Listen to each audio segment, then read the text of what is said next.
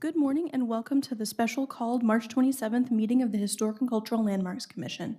The Historic and Cultural Landmarks Commission requires a quorum of 6 members to be present and available for voting.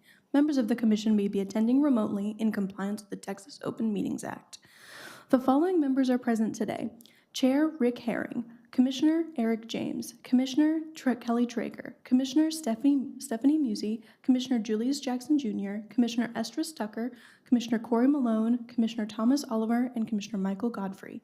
Staff present today include Lorelei Willett, Estefania Barreto, Jefferson Prado, Ana Alvarez, Nico Arias, Anna Baker, and Trey Qualls. Today's meeting agenda can be found online at www.fortworthtexas.gov. Speaker registration forms must have been turned in prior to the start of the meeting. Today's public hearing is being documented by video conference recording, which will be available on the city's website. To achieve a timely and orderly meeting, the HCLC requests the following rules of procedure be respected. All participants will be muted when not speaking in order to avoid any potential background noise. Each case will be called in the sequence listed on the agenda unless otherwise directed by the chair. All ensuing dialogue shall be directed to the HCLC only. After each staff presentation, the applicant and all other proponents will be given a total of 7 minutes to speak. Opposition may then speak for 7 minutes. Continuation beyond the speaker's allotted time will be subject to the chairman's sole discretion and approval. For attendees, please remember to look directly at the webcam and not at the screen when speaking. All other meeting procedures will adhere to the HCLC adopted rules of procedures to the extent practicable. Sorry about that. Following the official close of each case hearing, the HCLC will remain in open session to discuss and vote upon the item in question. During this time, no further public testimony or commentary will be allowed unless directed by the chair. A closed executive session may be held with respect to the posted agenda items to enable the HCLC to receive advice from legal staff. For additional information or on any case on today's agenda, you may contact the Development Services Department by calling 817-392-8000. Thank you for your attention. Mr. Chair, will you please call the meeting to order? Yes, we'll call the meeting to order at 9:04 and ask if there are any announcements from staff. None at this time. Okay, I have one quick announcement. Today, we welcome a new commissioner, Mr. Michael Godfrey. We're very glad to have you, so thanks for joining us. And if there are no other announcements from the commission, you can go ahead and call the first case, please. Oh, we've got to approve the minutes, excuse me. Consideration for approving the minutes from the February meeting. If you've had a chance to review those, do we have a motion or a second? Motion. All right, we have a motion and a second. We have a motion and a second. All those in favor? Aye. Aye. Aye. Any opposed? All right, thank you. Motion passes. First case, please.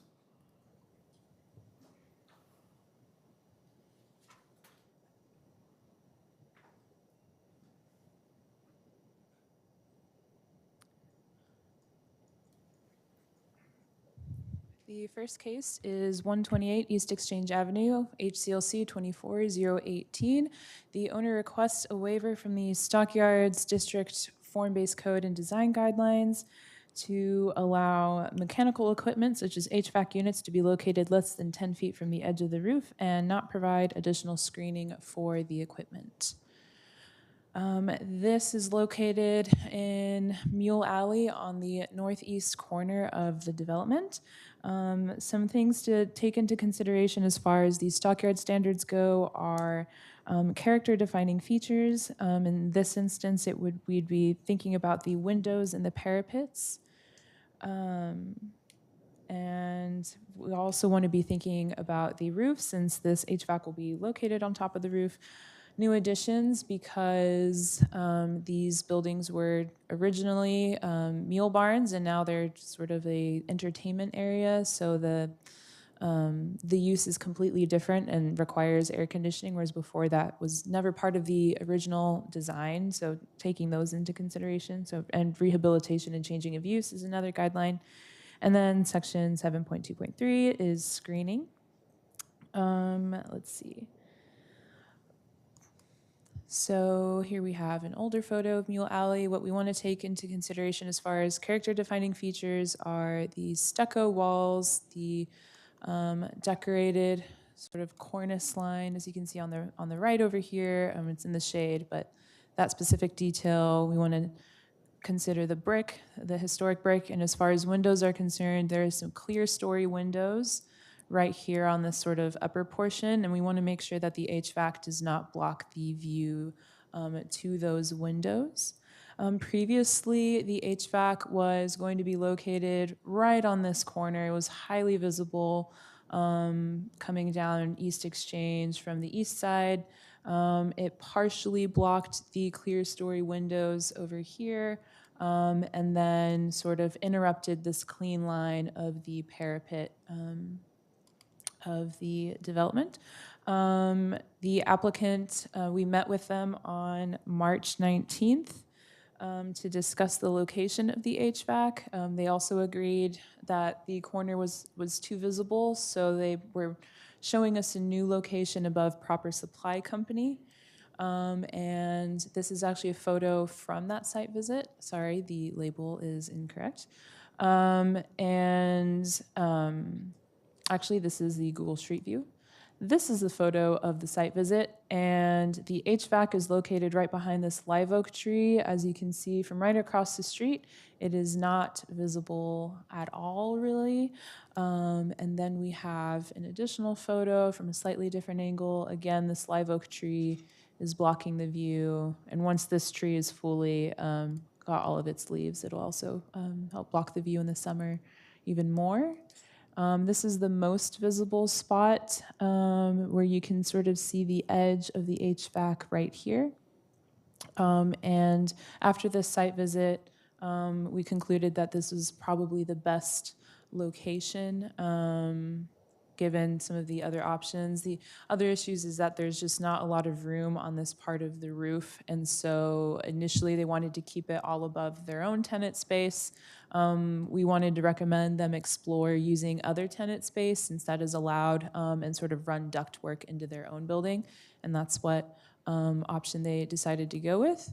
Let's see. As you can see, it doesn't really detract from any of the character-defining features that we're very concerned about. Since that tree is a live oak tree, it will be, it'll have its leaves year-round, so it'll kind of operate as screening. And then in the summer, once this tree has got all of its leaves again, it'll just block the tree or the HVAC even more.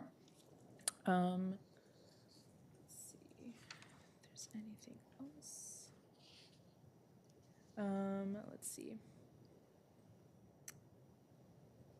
We also recommend that a compatible paint color is used. Currently, they have proposed this brown color, which is kind of in a color scheme that goes with the building, that doesn't blend too much in, but it's just compatible, which is the main concern. This is the previous submission for the HVAC. As you can see, it would have been right on this edge, super visible. And this is the updated location here, and this is the previous location. And given the above, let's see, staff recommends approval subject to the condition that the applicant provides new drawings that reflect the new location of the proposed location of the HVAC. This concludes the staff report. All right, thank you very much. Is there anyone in the chamber to speak on this case? Then please come forward, ma'am. And give us your name and address for the record. Okay, thank you.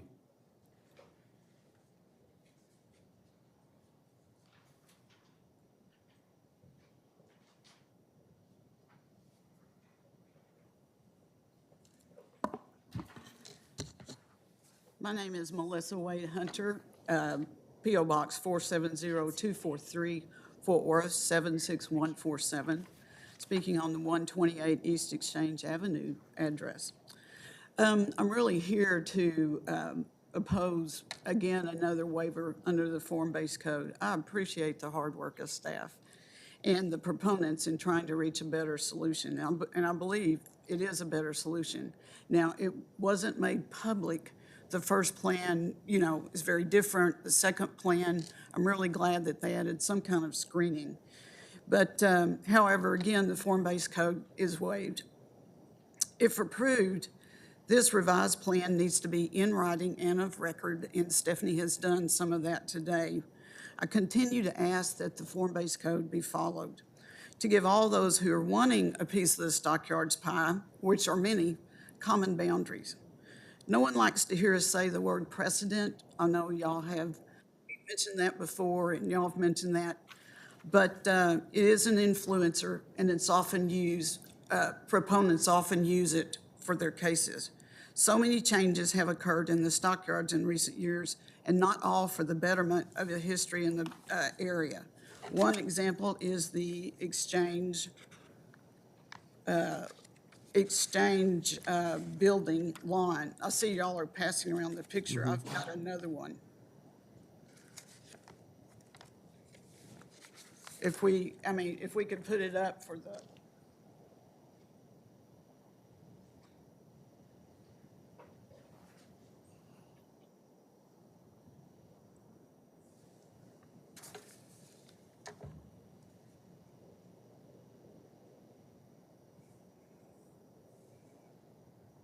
thank you.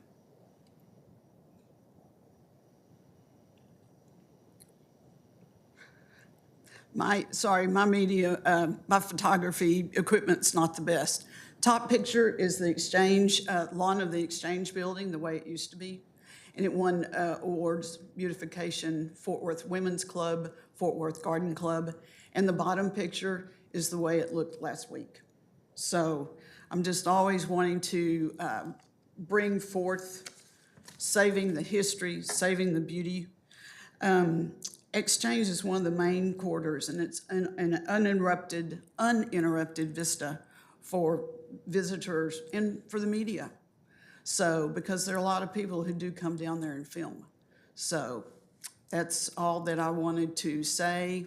Thank you for the time. Thank you very much. And I have a quick question for you regarding the pictures that you sent. Yes, sir. On the lawn of the Exchange building. Are those structures, were they temporary for a certain event, or do you know? They've been there for a while.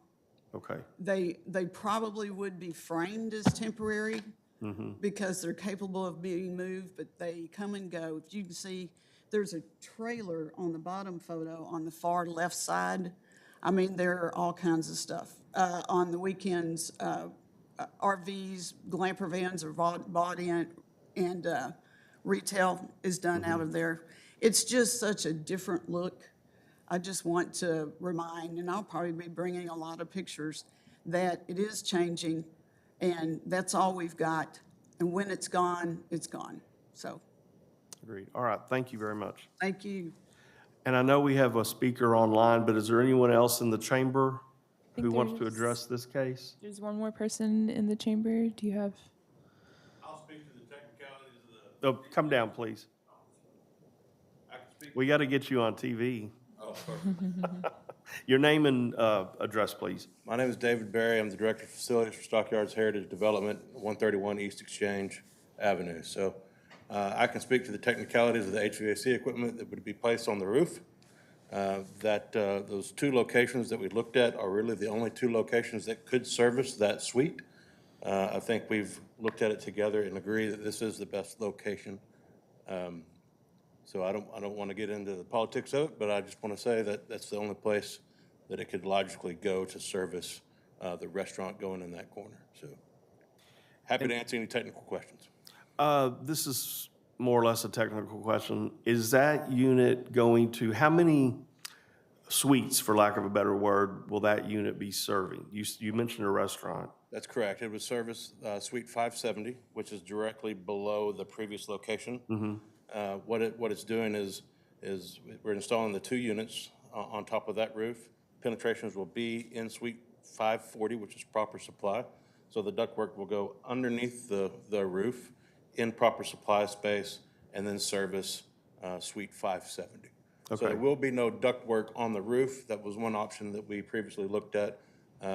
It's basically taking the ductwork inside the space to service Suite 570. Okay. The reason I ask is because if this were to be approved, would we anticipate further requests in the future for HVAC services for other suites that are near the front, near this location, I guess? No, sir, all the other tenants on that already have air conditioning. Okay. All right. Thank you. Commissioners, any other questions? All right. Thanks very much. And then, Anna, you mentioned we have an online speaker? I'm sorry. Okay. Yes, Mr. Payne, are you with us? It looks like you may be on mute.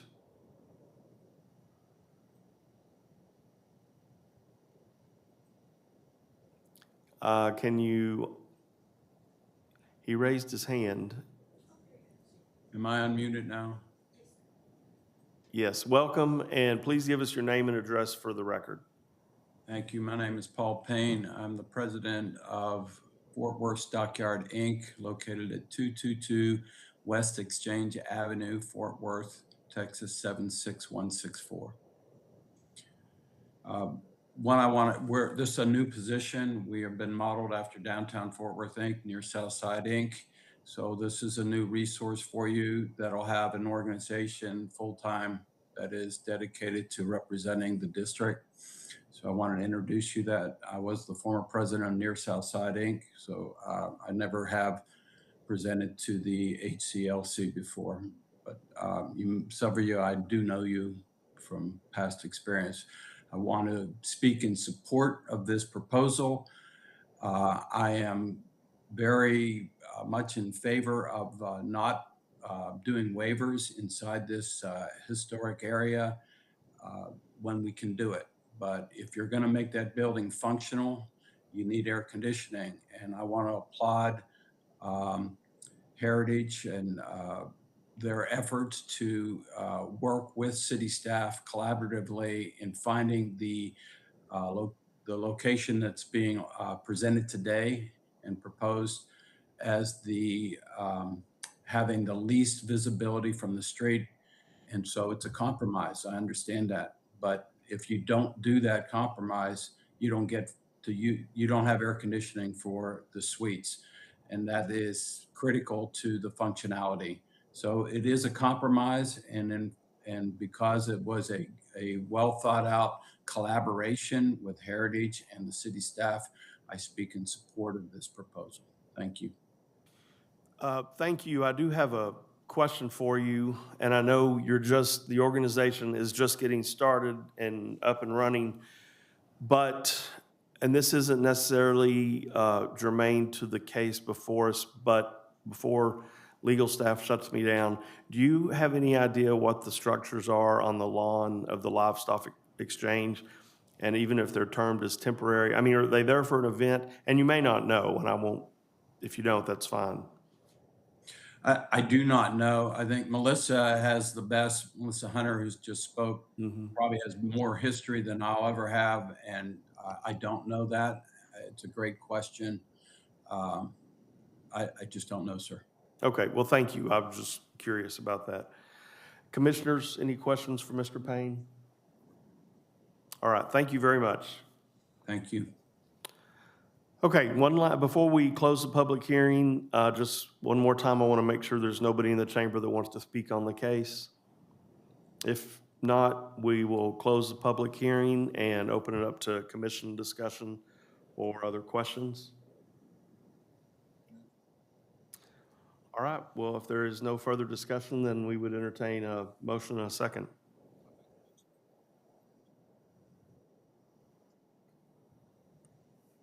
Okay, we have a motion and a second.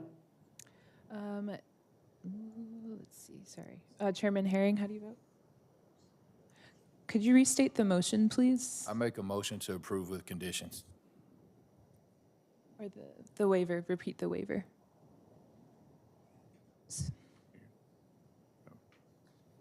Oh, second. Okay. We have a motion from Commissioner Oliver and a second from Commissioner James. Have a motion that the applicant should provide updated plans to reflect the new HVAC equipment location and that any adjustments be made to drawings be submitted to Development Services Department prior to the issuance certificate of appropriateness. Chairman Herring, how do you vote? Yay. Commissioner James, how do you vote? Yay. Commissioner Traeger, how do you vote? Yay. Commissioner Musi, how do you vote? Yay. Commissioner Jackson, how do you vote? Yes. Commissioner Tucker, how do you vote? Commissioner Malone, how do you vote? Commissioner Oliver, how do you vote? Yay. And Commissioner Godfrey, how do you vote? Motion passes 9-0. Thank you very much. If you will call the next case, please, Anna. The next case is 2255 Washington Avenue, HCLC 24045. The applicant is requesting a recommendation to City Council to consider approving a historic site tax exemption.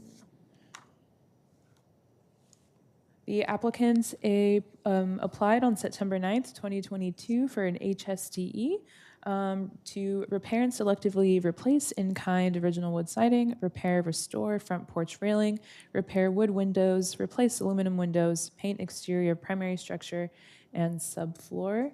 The applicant was required to pay around $32,000, and that was the 20% value of the property, and they spent $35,000, almost $36,000. And this is the house. It is 2255 Washington, which is in the Fairmount District. And these are some photos of the work that's been done. This was a before of the windows. The glazing putty was in bad condition. This is each of the repaired windows. Again, a window that's been out of bad repair or in not good condition, and then the repaired window. It's just some more window repairs. You can also note the deteriorated siding at the bottom, and then this window and siding are repaired.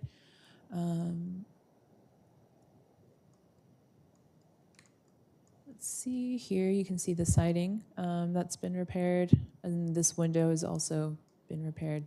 The porch before and after on either side. Okay.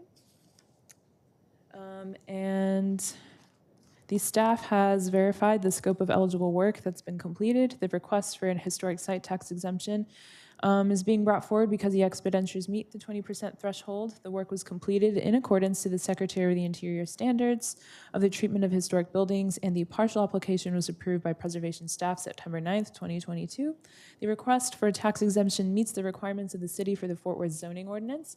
Having regard to the foregoing, staff recommends the following: that the eligible work undertaken is certified to meet the requirements of the City of Fort Worth zoning ordinance, and that the Historic and Cultural Landmarks Commission recommend that City Council consider approving the request for a historic site tax exemption verification for the property located at 2255 Washington Avenue. This concludes the staff report. Thank you. Is there anyone in the chamber who would like to speak on this case?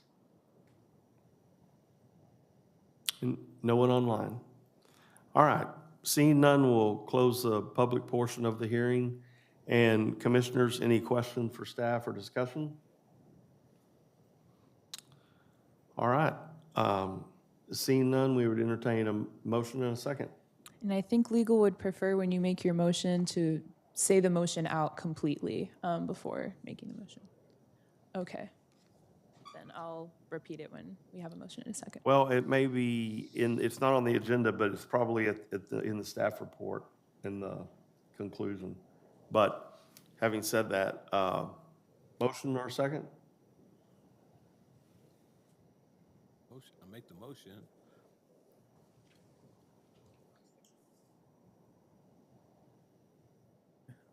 Okay. Second. We have a motion and a second. So We have a motion that the eligible work undertaken is certified to meet the requirements of the City of Fort Worth zoning ordinance, and that the Historic Cultural Landmarks Commission recommend that the City Council consider approving the request for the historic site tax exemption verification for the property located at 2255 Washington Avenue. Chairman Herring, how do you vote? Yay. Commissioner James, how do you vote? Yay. Commissioner Traeger, how do you vote? Yay. Commissioner Musi, how do you vote? Yay. Commissioner Jackson, how do you vote? Yes. Commissioner Tucker, how do you vote? Commissioner Malone, how do you vote? Commissioner Oliver, how do you vote? Yay. And Commissioner Godfrey, how do you vote? Motion passes 9-0. Oh, yeah. Hey, just Nico Arias with Legal. I just wanted to say that if you don't have the whole motion language in front of you, if you could just list out the case number. So say for case, for this one, for example, HCLC 24-045, I move to approve, deny, continue. That should work. And if staff needs to clarify it, then they can. And same thing, if there are staff conditions on a case and you want to approve, you just say motion to approve with staff conditions, staff recommendations. That'll work. Okay, thank you. Keep us in line. Next case, please. All right, next case is 1133 E. Pulaski Street, another tax verification. Applicant is requesting recommendation to City Council to consider approving the request for the historic site tax exemption verification. So in November of 2023, staff approved a partial application for the tax exemption, and following the scope of work, replacing damaged window glass, replacing deteriorated sidings in kind, deteriorated roof in kind, exterior doors reparation, and repair brick front columns and front porch ground, and repair fireplace and fence. Staff have verified that the scope of eligible work has been completed, that the request for the historic site tax exemption is being brought forward because the expenditures meet the 20% required, and the work was completed in accordance with the Secretary of Interior standards for the treatment of historic properties as well. In regard to the foregoing, staff recommend the following: that the eligible work undertaken is certified to meet the requirements of the City of Fort Worth zoning ordinance, and that the Historic and Cultural Landmark Commission recommend that City Council consider approving the request for the historic site tax exemption verification for the property located at 1133 E. Pulaski Street. This concludes the staff report. All right, thank you. Is there anyone in the chamber who'd like to speak on this case? Seeing none, we'll close the public portion of the hearing and open it up to commission discussion or questions. All right, hearing none, we'd entertain a motion and a second. See if I get this right. Motion to approve HCLC 24036. Second. All right, we do have a motion and a second. All right, Chair Herring, how do you vote? Yay. Commissioner James, how do you vote? Yes. Commissioner Trigger, how do you vote? Yay. Commissioner Musi, how do you vote? Yay. Commissioner Jackson, how do you vote? Yes. Commissioner Tucker, how do you vote? Commissioner Malone, how do you vote? Commissioner Oliver, how do you vote? Yay. And Commissioner Godfrey, how do you vote? All right, motion passes 9-0. All right, thank you. Then move into the new cases and we'll hear about those. All right, next case is 1300 Calvin Avenue. This is a new construction. Applicant is requesting a certificate of appropriateness to construct a new residence. Here's a picture of the location of the property and the proposed design of the 130 residence depicts an orientation and setback that is generally compatible with the predominant character of the streetscape. However, the proposed driveway must be pushed back further on the lot, the steel entrance from the side street, which is Beverly Avenue. The proposed 612 roof pitch is consistent with traditional roof pitch as well.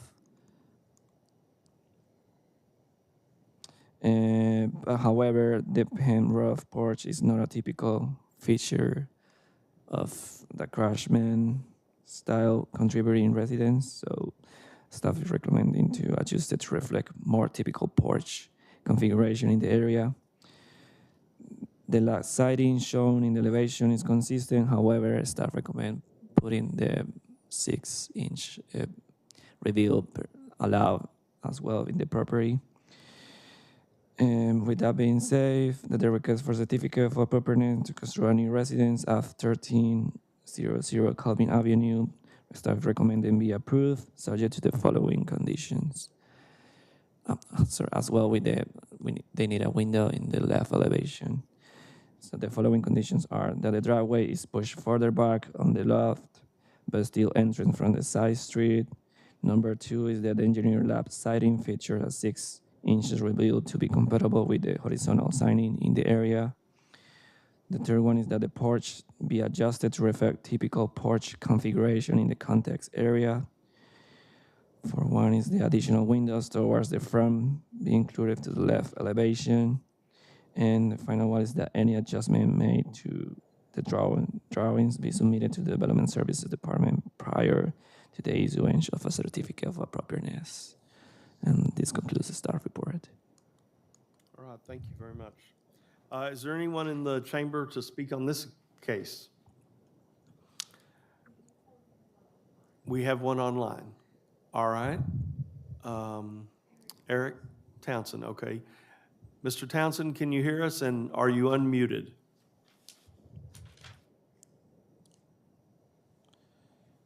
Does he have to be unmuted on your end, Anna? Okay. Are you there, Mr. Townsend?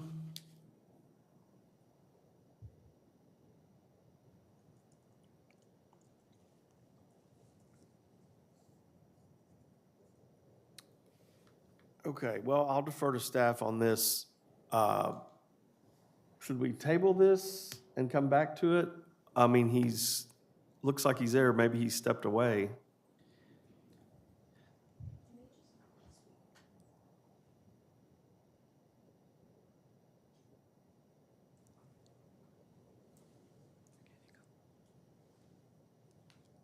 Do we know if this person who's online is speaking in favor or in favor? He's the applicant? Okay. Yeah. Okay. I just give him just maybe another moment to Okay. see if we can get a hold of him and see what he has to say.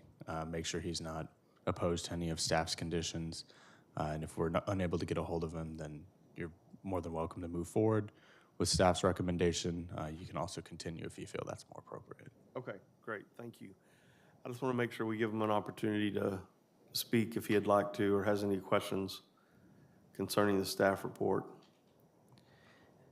And also, I just wanted to add that the applicant actually submitted a new version of the plan, so maybe that's what they want to say. I mean, they've been working on the condition already.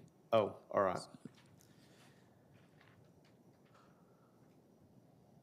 Well, in order not to delay things, let's go ahead and close the public portion. Mr. Townsend, if you can hear, I'm sorry you didn't have the opportunity to speak, but we need to keep moving.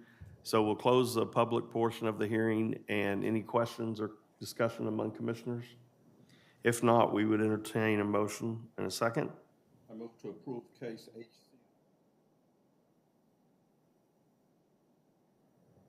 Second. All right, we have a motion and a second. All right, Chair Herring, how do you vote? Yay. Commissioner James, how do you vote? Yay. Commissioner Trigger, how do you vote? Yay.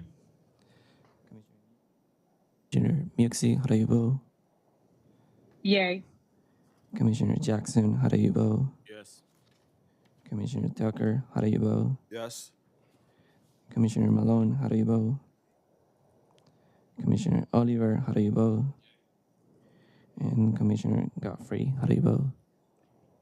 All right, motion passes 9-0. All right, thank you. Next case, please.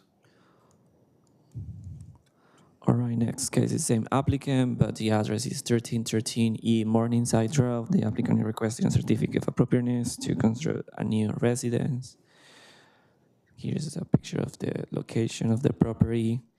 The proposed design of the one-story residence depicts an orientation and setback that is generally compatible with the predominant character of the streetscape and the existing patterns of spacing, mass, and orientation.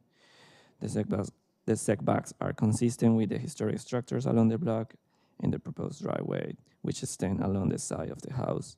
And this is consistent with traditional side layouts in the district. The minimal front facade with side gable roof is consistent with traditional elevations along the streetscape, which feature a variety of covered front entries and front porches. The lap siding shown in the elevation is consistent with the predominant horizontal siding. However, the siding reveal shown in the elevation must be 6 inches reveal. And the fenestration patterns are generally compatible with the predominant character of traditional fenestration as well in the area. However, left elevation will benefit from an additional window towards the front.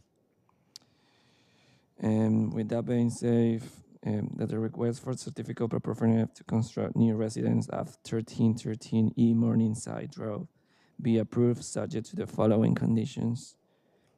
Number 1, that the engineering lap siding features at 6 inches reveal to be compatible with the horizontal siding in the area.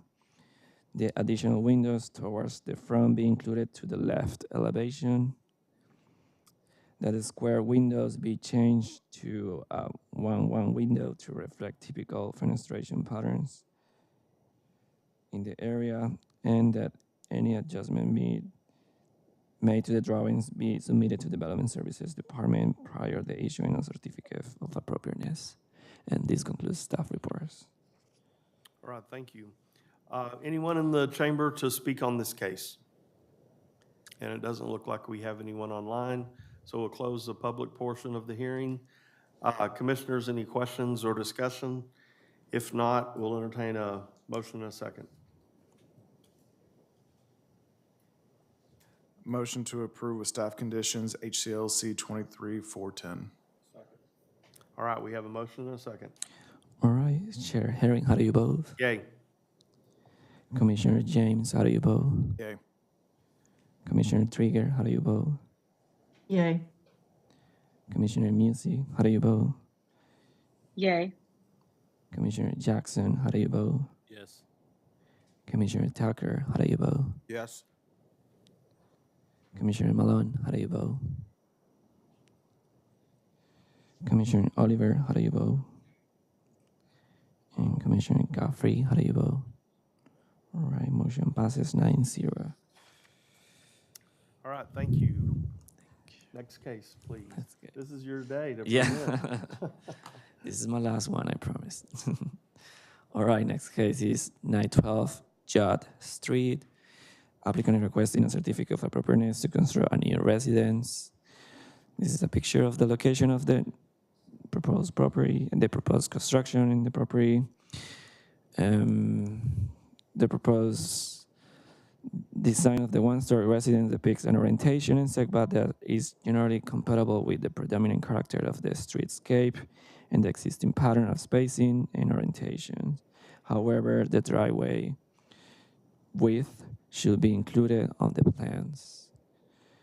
The fenestration patterns, which feature vinyl windows, are generally compatible with the predominant character of traditional fenestration in the area. However, the right elevation will benefit from additional windows, and all windows should be proportional, like 2-1 ratio, and 1 windows with appropriate seal and trim. With that being said, staff recommend the following: that the request of certificate of appropriateness to construct a new residence at 912 Judd Street be approved with the following conditions.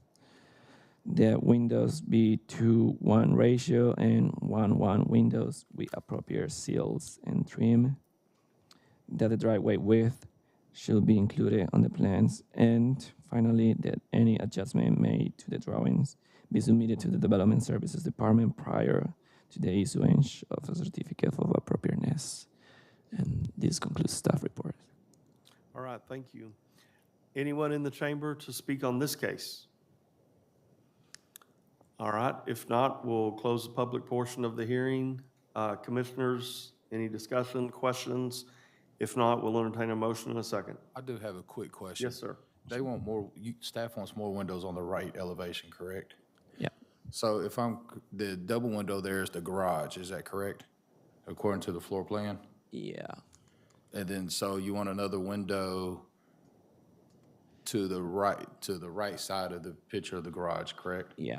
That's the utility room. How are they gonna get a window in there?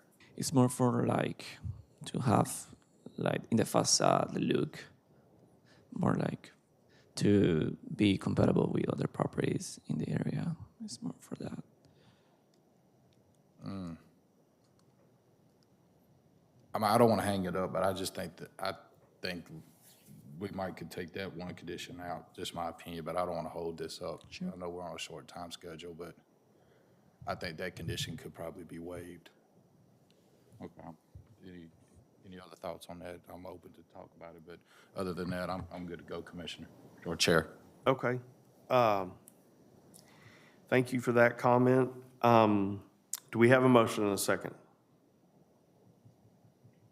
All right. So the conditions are they're gonna be approved if the all windows be 2:1 ratio, right?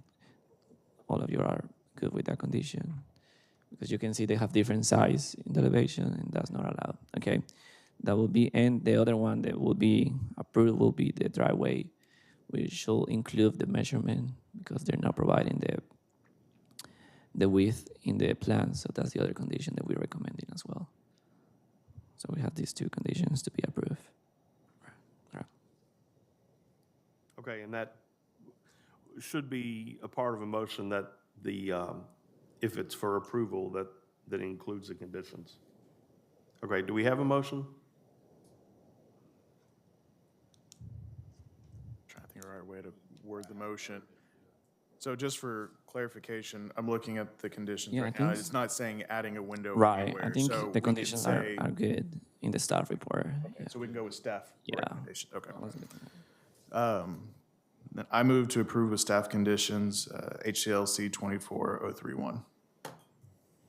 Second. All right, we do have a motion and a second. All right, Chair Herring, how do you vote? Yay. Commissioner James, how do you vote? Yay. Commissioner Trigger, how do you vote? Yay. Commissioner Muxey, how do you vote? Yay. Commissioner Jackson, how do you vote? Yes. Commissioner Tucker, how do you vote? Commissioner Malone, how do you vote? Commissioner Oliver, how do you vote? And Commissioner Caffrey, how do you vote? All right, motion passes 9-0. Thank you. All right, thank you. Next case, please.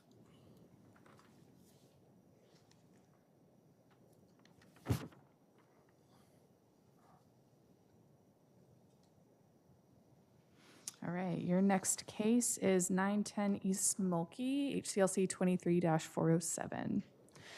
The applicant proposes a one-story residence and garage in the Morningside Historic District. The non-contributing structure at 910 East Mulkey was approved for demolition in October 2022 by the HCLC.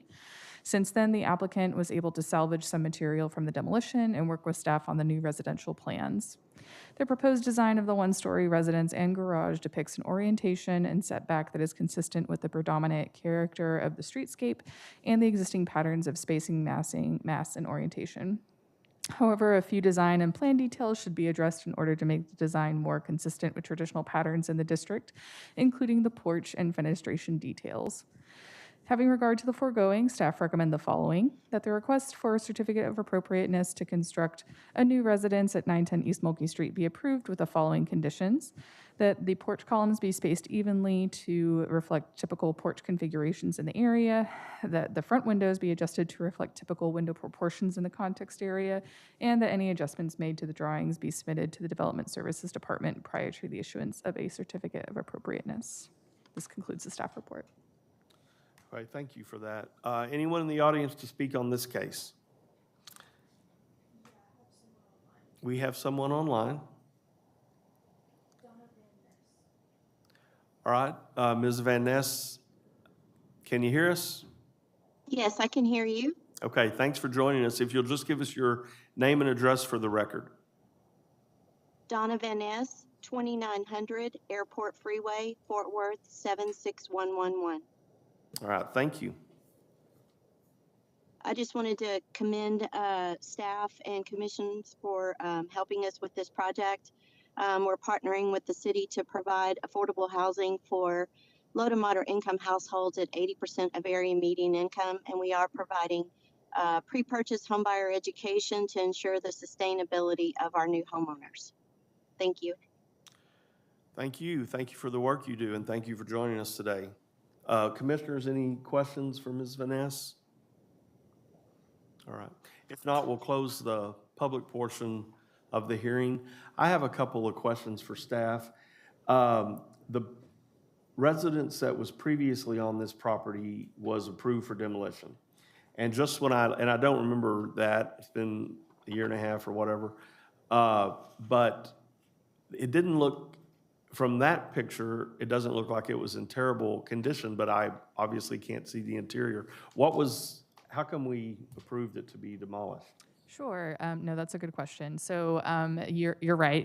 This is a screenshot of the Google Street View from, circa probably 2021. On the interior, there had been a fire. There were some additions in the back that were failing and essentially pulling the structure apart because they were falling away. And a lot of the individual materials were rotten as well. So. Okay. If, Well, I knew there if had to be a Donna's good online, reason. she could speak more to that, but. All right, thank you. And secondly, did you say that you worked with the applicant or maybe the previous owner to salvage some of the materials? Yes, they were able to salvage some of the materials. I believe maybe some of the floorboards, some of the windows. I think there was a little bit more. I can't quite remember all of them. But yeah. That having a salvage plan was part of the approval for demolition. And I know it normally is if there is something salvageable, but are any of those materials being used in the new construction? I don't know. That's okay. It's a good question. It doesn't seem like it would be real feasible, but if it had been the same owner, I thought, well, maybe they were gonna, repurpose some of them. Okay, thank you very much. Commissioners, any other questions for staff? Right then, if not, we'd entertain a motion and a second. Move to approve HCLC 23407 with conditions. I second. All right, we have a motion and a second. Thank you. Chair Herring, how do you vote? Yay. Commissioner Malone? Commissioner, get my list out. Commissioner Jackson? Yes. Commissioner Godfrey? Commissioner Tucker? Yes. Commissioner Oliver? Yay. Commissioner James? Yay. Commissioner Traeger? Yay. And Commissioner Musley? Yay. Thank you. Motion passes 9-0. All right, thank you. Next case, please.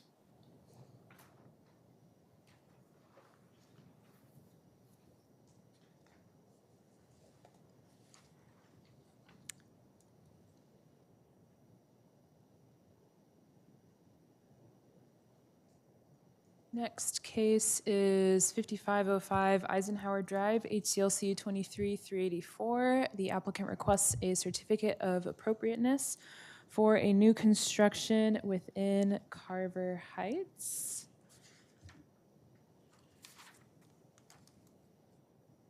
They are located close to the street corner on Eisenhower Drive. It's an empty lot. It's been vacant for many decades. It's never been developed before. Here are some neighboring houses. As you can see, they all have either carports or front entry garages because it's a mid-century neighborhood. Here we have a front entry garage and another one. And here is the proposed plan. As you can see, it has an orientation that is consistent with other homes along the street. It has a more horizontal plan as opposed to like a deeper sort of vertical further into the lot or plan. It has a front entry garage. One of the conditions for last month would have been to correct the porch roof to make sure that in these houses, the porch roof is integrated into the larger roof of the structure. It's not its own separate roof, which you can see in these houses. The same roof form that's on one side of the window kind of extends over the porch. That was one of the main comments. The applicant has already addressed that. And now we have just one roof form that goes right over these windows, over the porch entry. And the materials are approved in the district. The roof pitch also is consistent with traditional pitches, and the front door has also been changed to be more consistent with the neighborhood.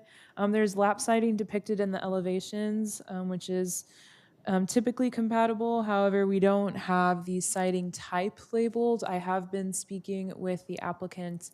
They already updated the dimensions. It's going to be 8-inch lap siding, and it's going to be wood siding. However, I do need the updated plans that show that it will be wood siding and not like cement fiberboard, for example. The fenestration patterns feature vinyl windows with a projecting sill and trim that are generally compatible with the predominant character. And having regard to the foregoing, staff recommends the following: that the request of the certificate of appropriateness to construct a new residence at 5505 Eisenhower Drive be approved, subject to the following conditions: that the siding dimension be provided and the siding type, and that any adjustments made to the drawings be submitted to the Development Services Department prior to the issuance of a certificate of appropriateness. This concludes the staff report. Thank you. Anyone in the chamber to address this case? Seeing none, we'll close the public portion of the hearing. Commissioners, I would like to remind you that we did receive correspondence on this case from Torchy White with Carver Heights Neighborhood Association. And if I remember correctly, it was just asking staff and the commission to make sure that the new construction was compatible with the existing neighborhood and the style of the homes there. All right. If no further discussion or questions, we'd entertain a motion in a second. I make a motion to approve with conditions HCLC-23-384. Second. All right, we've got a motion and a couple of seconds. Chairman Herring, how do you vote? Yay. Commissioner James, how do you vote? Yay. Commissioner Traeger, how do you vote? Yay. Commissioner Musey, how do you vote? Yay. Commissioner Jackson, how do you vote? Yes. Commissioner Tucker, how do you vote? Yes. Commissioner Malone, how do you vote?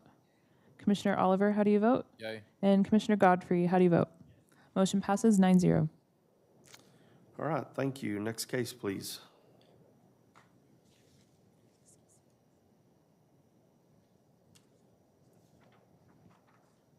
Okay, your next case, is 806 Ingram, HCLC 24-0110. The proposed design of the two-story residence depicts an orientation and setback that is generally compatible with the predominant character of the streetscape and the existing patterns of spacing and orientation. The proposed setback is generally consistent with the historic structures along the block. The multi-residential proposal contains parking at the rear of the property that is accessed via the alley. which is consistent with the standards. However, the applicant is required to pave the alley for alley access from the side street to the property, which should be shown on the site plan. The two-story structure depicts a building form, massing, and design that is incompatible with the 1 and 1.5-story structures on the block. The porch design, fenestration, and door details also require adjustment in order to meet the standards. Having regard to the foregoing, staff recommends the following: that the request for a certificate of appropriateness to construct a new residence at 806 Ingram Street be denied without prejudice for the applicant to address the following: that the site plan accurately reflect all required improvements, including alley paving, to adjust the plans to reflect a more typical massing and form consistent with the historic context area, to adjust the roof and porch design to reflect a design that is consistent with the historic context, to adjust the porch design and form so that it is consistent with traditional porch forms along the block face, that a foundation plan and section through the front porch be provided showing a raised foundation, to adjust the fenestration patterns and door to reflect consistent fenestration patterns and door types in the historic context, that the that the window section be drawn correctly and at full half scale, and to include the materials on the plans. This concludes the staff report. All right, thank you. Anyone in the audience to address this case? Oh, please come down, ma'am, and give us your name and address for the record. Hello, my name is Jennifer Dineski, and I live at 1407 Lipscomb Street. It's the house in the aerial view with the red roof.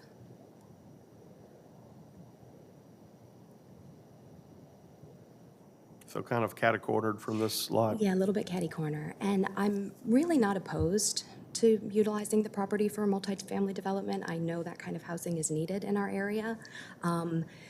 I agree with the staff report with regards to some of the historical elements and materials and things like that being designed in a more contributing fashion.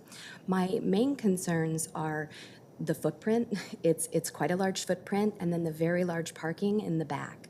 I've lived at 1407 Lipscomb since the spring of 2020, and we've experienced a lot of flooding from the alley, from the properties to the north, which are on Ingram. This particular block is kind of strange as far as Fairmount blocks go. Usually the houses are oriented east and west, and then the alleys run down the middle, north and south. This one's a bit opposite and kind of a mix too. We have some houses that face to the west, the front porches face to the west, and then others face north and south. So we contacted the city trying to get some help over the past couple of years with just the runoff that comes naturally down the grade of the land in this particular block, but it was coming onto our property, flooding our garage. We had a lower level bathroom that was flooding, and then ending up with some of these larger rain events to get 5-6 inches of standing water in our backyard. Our next door neighbors have a pool, and that kind of prevents water from just continually flowing its natural course. So we've worked with the city. I contacted neighborhood services, stormwater, just different ways that we could get some assistance in maybe maintaining the alley with regards to regrading things that had eroded over time, and really was met with, it's not a part of the city alley maintenance program, that these alleys aren't intended to be used in this fashion. They're not really for property access, and they're for utility easements. And there is a storm sewer right outside of my fence in the alley with the big cap and metal lid. But basically, the people that I spoke with in stormwater said that this isn't the city's responsibility, that you can pave it using a city contractor and engineer that will design the concrete in such a way that the flow will go toward Lipscomb Street to go into the city's sewer system. That was very expensive, not something I was able to undertake myself as a homeowner, and so I chose to install just this last summer some French drains to help guide that water instead of sitting on my property or going into my structures into the street where it belongs. So that's my main concern, is just stormwater runoff and how will that be managed considering the natural grade of the land in that location, and also just with the very large amount of concrete that's proposed. I noticed that the staff report did suggest paving to the side street. However, there are two side streets. There's Travis and then Lipscomb, and the Travis side is rougher.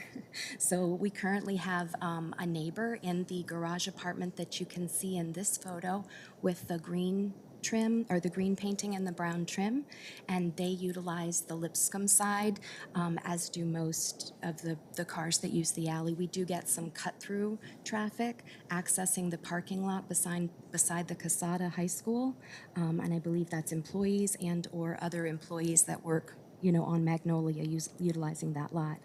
But I don't want to take too much more of your time. I just wanted to express my concerns with the proposed design and the utilization of such a narrow alley for such a large multifamily development. When Mr. Cannon from Stormwater, Mr. Henry Cannon, forwarded me some city guidelines, it appeared that this alley isn't wide enough for multifamily development, which I understand our zoning supports, but it's a limited alley and it can't be made wider without taking property from others. And aside, the vacant lot right to the north is 807 West Morphy. And the same person that was to represent this property today was before your committee last summer, with another proposal for a 3-car garage, also using the alley for access in and out, with 2 apartments upstairs. So in addition to the protected historic structure that's on the main house on that lot that faces Morphy Street, they were proposing 2 additional units in the backyard. So the garage apartments that are already here, I did not build the one that's on my property. It was built before I bought it. And the one on the other end, the Travis side, excuse me, those are each just 1 apartment. So it's fewer cars that are going to need to be accessing those buildings utilizing the alley. So again, those are just my concerns. Stormwater runoff for any of the buildings that are on the north side of this development, and then traffic, especially considering the owner at 807 has the ability to come back with a revised design. The 3-car garage was denied, but they could still do a multifamily building of some sort in that backyard area. Thank you very much. Well, thank you. Would you remain just a moment? I have some questions for staff, but we might need input from you as well. I guess, Lorelei, the question I have, well, I was, before the speaker came to the podium, I was going to ask if this was a multifamily because there were so many doors. And I know that doesn't matter to us if it is or not, but I was just curious. Secondly, as a condition, a staff condition, is that they would have to pave the alley just to their property, or could you explain that a little bit more? Sure. So as our speaker stated, it is going to be up to the owner to make sure that the access that they want from the alley is done to the city standards. So that's what we're asking for, to make sure that they have the corrected plans. But you're correct. I believe it only needs to go up to their property. They are not responsible for the rest of the Okay. street down the way. Is that what you were asking? So just, I mean, looking at it, presumably it would seem like they would want to come from the Travis Avenue side just because it's 2 lots instead of coming from the Lipscomb side, which is 3 lots. I mean, I don't know the condition, but I'm just pondering that. And if this case was approved here, well, you're asking for denial, but if if it goes away here, or if it comes back at a later time, they've made some adjustments and it were to be approved, it would still have to go through all the normal permitting processes before it could be constructed correctly? That's correct. Correct?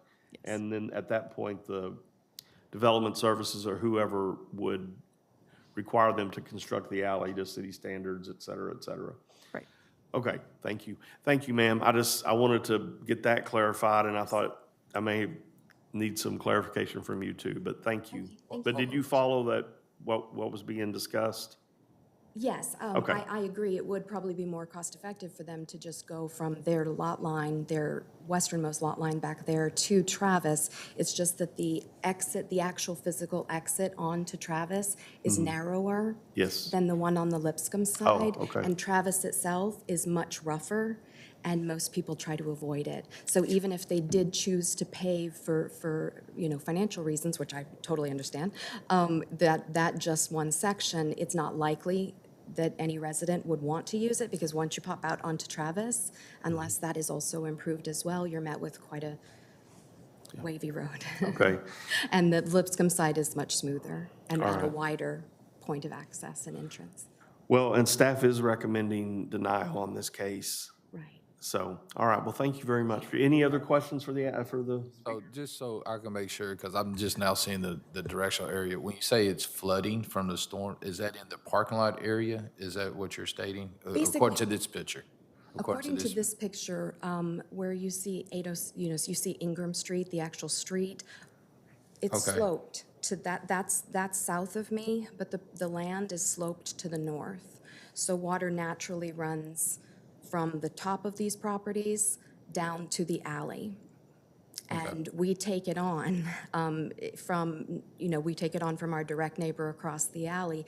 We've worked together and taken out some trees. We had a line down last year, so we had to have some tree work done anyway. And he's added grass, so I'm hopeful that we won't end up having his topsoil in our garage again in the future. So we're trying to work together on that. But basically, the water hits the alley, and the alley doesn't slope to the street. It just kind of slopes to my property. So I couldn't, again, I'm the red roof there. With the car in front of it? Yeah, that's my tenant. I have one garage apartment, and I have a tenant, and she's parked there in that spot, and then my car's in my parking area next to my house. But yeah, the water just flows down, and I put in a storm drain. I don't know if you can see next to the bay door beside my fence. I put in a drain there, and then two more in that little side yard area that go to the street.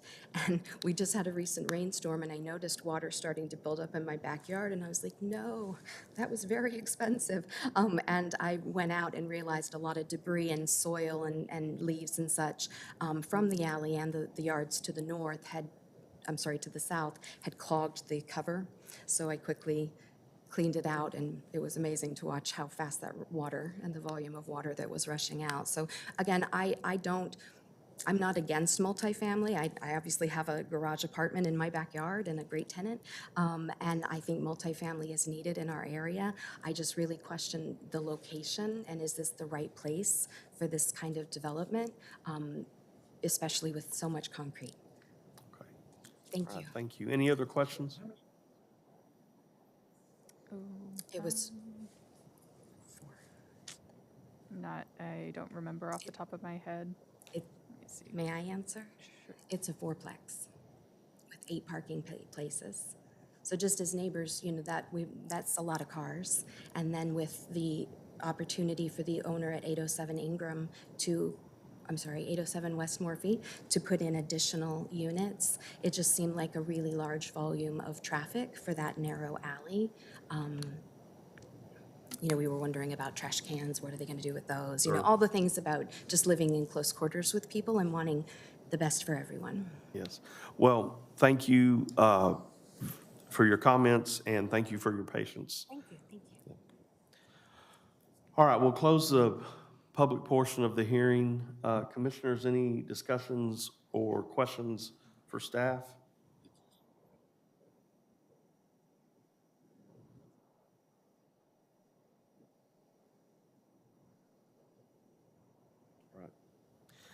Okay, with no other discussion, then we'd entertain a motion in a second. I make a motion on HCLC-24-10010, HCLC-24-010 to deny without prejudice. Second. Okay, we have a motion and 2 seconds. Chair Herring, how do you vote? Yay. Commissioner Malone? Commissioner Jackson? Yes. Commissioner Godfrey? Commissioner Tucker? Yes. Commissioner Oliver? Commissioner James? Yay. Commissioner Traeger? Yay. Commissioner Musey. Yay. Motion passes to deny without prejudice, 9-0. Thank you.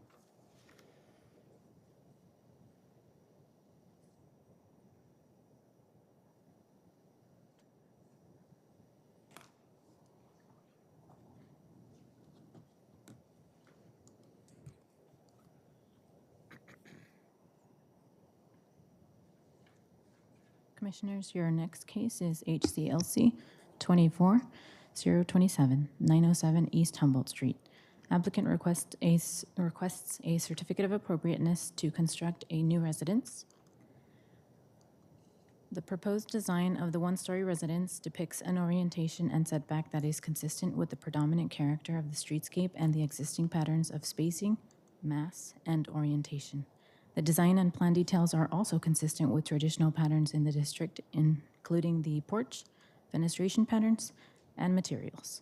Having regard to the foregoing, staff recommends the following: that the request for the certificate of appropriateness to construct a new residence at 907 Bessie Street be approved. 907 East Humboldt Street be approved. That concludes the staff report. All right, thank you. Anyone in the chamber to speak on this case? There, seeing none, we'll close the public portion of the hearing. And commissioners, discussion, questions, or a motion and a second? I motion to approve HCLC 24027. Second. All right, we have a motion and a second. Thank you. Chair Herring, how do you vote? Yay. Commissioner James, how do you vote? Yay. Commissioner Traeger, how do you vote? Yay. Commissioner Musey, how do you vote? Yay. Commissioner Jackson, how do you vote? Yes.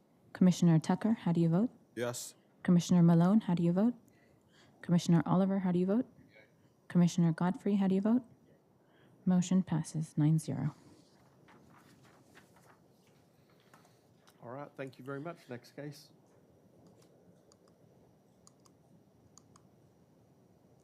Your next case is HCLC 24030, 1015 Stella Street. Applicant requests a certificate of appropriateness to construct a new residence. The proposed design of the one-story residence depicts an orientation and setback that is consistent with the predominant character of the streetscape and the existing patterns of spacing, mass, and orientation. The design and plan details are also consistent with traditional patterns in the district, including the porch, fenestration patterns, and materials. Having regard to the foregoing, staff recommends the following: that the request for a certificate of appropriateness to construct a new residence at 1015 Stella Street be approved. That concludes the staff report. All right, thank you. Anyone in the chamber to speak on this case? Didn't think so, just wanted to be sure. So we'll close the public portion of the hearing. Commissioners will entertain a motion in a second, but this applicant had the previous case also, and there were no staff conditions on either report, so you must have it down right.